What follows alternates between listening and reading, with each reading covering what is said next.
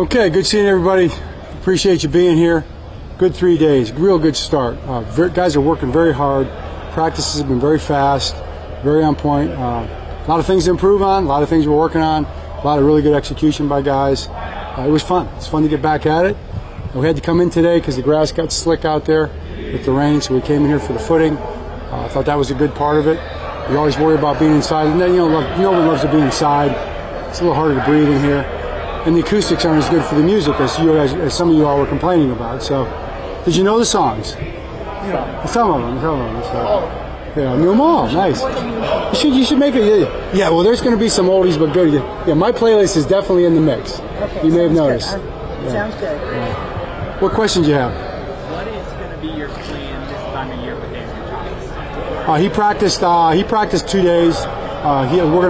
We're working him back. He's got a shoulder he's coming back from. He's not in too much of the real physical contact stuff, and he's got a foot he's working through. So those things are things that we'll manage.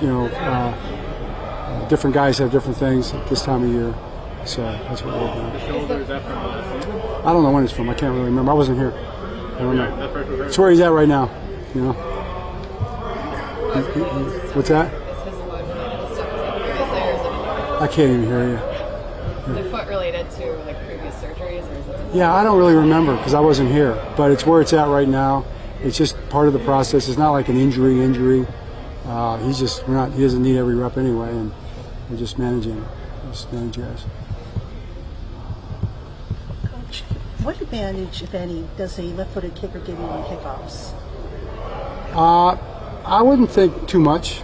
It's the ball might track a little differently than a right-footed kicker, but fielding kicks is pretty easy. Now, if he can get the ball on the ground and get it bouncing around with some of those hot squib kicks, that'd be maybe different, but I don't think it gives you any advantage, really. John, ask you this question about rookie minicamp, about what you try to accomplish, and wondering how that applies to here as well. Like, what do you look for? Like, what's your priority in OTAs? Yeah, I mean, it's the same type of a process in the sense that it's off season. Now, the rookies were here for like a day. They hadn't done anything yet, so it was more teaching periods. There were more team. You saw more team periods today. I think you saw a faster pace type of a practice than you saw last time. We had many more guys. The rookies have been merged in to some degree, so they're working their way in. But you've got your veterans here, so it's faster practice. We call it fast rehearsal. It's not a contact practice. There's no contact at all, really. They're working with each other as much as possible. You got to work with the guys that do that because guys get fired up. They want to go, and you've got to make sure that you can't get near the quarterback. You can't pull and push guys. You can't. There's no physical contests out here. There's no competition in the sense of you're competing one-on-one to make a play because there's no contact. Football is a contact sport, so it's more about I'm competing against myself, my technique, my assignment, my ability to execute really fast. I think one of the things that's amazing to me, I tell these guys this, and you guys see it out there. I mean, you have the advantage that the fans don't have. You're standing right here on the sideline, and you're seeing how fast these guys move, right, and how big they are. And there's 22 guys intersecting full speed. I'm just surprised that there's not more collisions in the intersection, which goes to show you how talented these guys are. And I think it's across the league in the NFL. These guys are just, for them to practice fast like this on a no-contact basis and not run into each other is just an incredible thing. And it's a testament to their abilities. John, is that pace something you're pushing, or is it them kind of taking it? Right? Well, it's both. I mean, we want it to be fast, but it's them. I mean, they're doing it. They're the ones who have to do it. The players are out there doing it, right? They're practicing at a really high level, high pace practice, John, which is exciting. Yeah, but what is the challenge for Jackson with all the new players around him, with the new targets? I mean, he's got, he doesn't have to be perfect with these guys today, but there's so many new guys he's got to throw to. He's got a new offense, he's got new coaches, but especially the new guys you brought in, he's got to get used to all these guys. Yeah, I definitely think it's a process for sure. You kind of get used to each other, and that's why you want to go fast, because if you're not moving out there fast, how do you get accustomed to it? So that's why you want to push it into as much as you can to be as much game speed as you possibly can. But again, it's a dress rehearsal. It's not the game. But you want them to feel the timing of all that stuff and kind of see how guys are going to respond to different things just by repetition, the value of the repetitions. John, when you took the job in Baltimore, the franchise was like a decade old, right? So you come here now and it's a century old. Yeah. How much do you appreciate that kind of history, and how much have you dug into it maybe more than you knew just as a casual fan? I would like to say that I have dug into it, but I haven't. I know as much now as I did at the press conference, which was what my dad taught me. The books we read, but I feel like the same way I felt. It's a neat thing. But the more the feeling is the responsibility to do well, to respect the tradition with the way you perform. We're responsible as a football team to be our very best and to go out there and be good enough to win the games that we need to win. That's our job. It's kind of what I was saying at the town hall the other day, and I love CD's comeback, by the way. It was cute. It was cute. Comeback was cute too. So it's good, and the point is that that's what we got to be focused on. The very next thing, your life is lived going forward, not looking back. So, but it's understood looking back. So let's understand where we've come from, and let's get ready for the next challenge, which is really our next game. But it's also our next day. Be as prepared as we can be for that next game. For as long as your defense, whether it was Ed Reed or Weddle or Kyle Hamilton, always had that kind of like playmaking safety. And at town hall, you said the other night you think that the safeties here are good. What are your thoughts on Nubin and Holland? Yeah, I like both those guys. I mean, I think they're looking really good out there. I mean, they take control, they communicate. I mean, Javon Holland's a proven NFL high-level safety, and very young, just starting his career. And then Nubin, same thing. I mean, coming out, he was a guy everybody liked, and a high draft pick. And he looks good too. He's leaned up. He's moving well. Of course, we know Ardarius personally.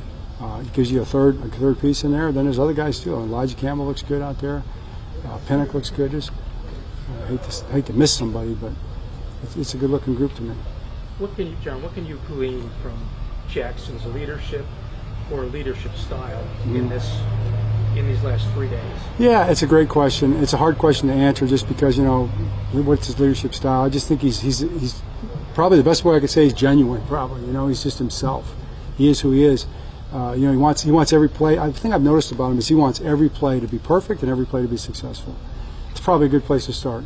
Ultra competitive guy, and if it doesn't go right, he's not happy, and he'll get to the next play. But I've seen him make a bunch of plays. He's enthusiastic. He's charismatic. The guys love him, but this dude works. And he works at it, and he wants to be great. So the coach appreciate that. From a coaching perspective, from what you were saying about how it's really not competition yet here, how do you balance that with your quarterback? I mean, do you talk to your coaches about it? Yeah. Well, yeah. I mean, and I think hopefully you try to make the point that we are competing against ourselves. I mean, against execution. So really, the offense should complete most of the passes because the passes aren't being contested at the catch point right now. So if we're executing and doing things the right way, we should be completing passes out here. The ball shouldn't hit the ground too often, and that's the challenge. I think maybe he understands that, and that's why he wants things to be so right, play after play. John, what do you look from the rookies as they start to mix in with your veterans, and are you seeing what you hope to see? Right. Yeah. You want them to get up to speed real quick. You want them to. It's like these North Jersey roads, man. Like in the Midwest, we have like on ramps. Here you got right turns. There's a semi coming 70 miles an hour. You hit the gas. We need our guys to hit the gas. And get up to speed quick, and they're doing a good job of it. John, we haven't asked you in a couple months. Where's Malik at in his rehab at this point? Yeah, he's in the middle of it. It's such a hard thing. It's an ACL and whatever else he had in that knee. Not a simple knee, So he's in the slog of it, the grind of it, I would say.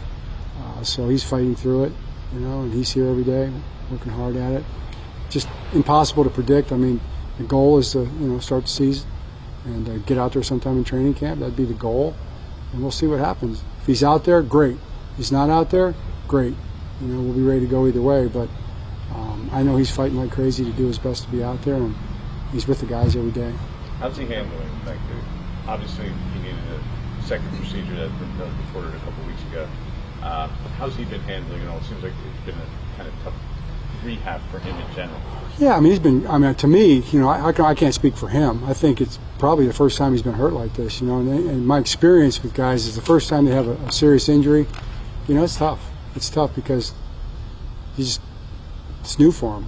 It's a tough process. So our job is to stay close to him and stay with him, and his job is to trust and work hard. And he's doing his job, and the trainers and docs are doing their job, and he will be back. What have you seen from guys like Mooney and Austin? Guys who've been in the league. Yeah. You helped bring in here. What do you see from those? Yeah, I'm excited about those guys. Those guys are pros. They're starters. They're established starters in the NFL, and they look good. So, when you talk to those guys, I think you're talking to maybe Jackson later. Ask him what he thinks of those guys. I think he's going to feel good about those guys. And as far as Slayton, what happened with him and what's his timeline? Oh, he had a sports hernia thing. So that's one of those deals that you just got to, you can try to nurse it through, and he nursed it through last year, I guess. And so, I think we all agree, just get it fixed. He'll be 100% for the start of training camp.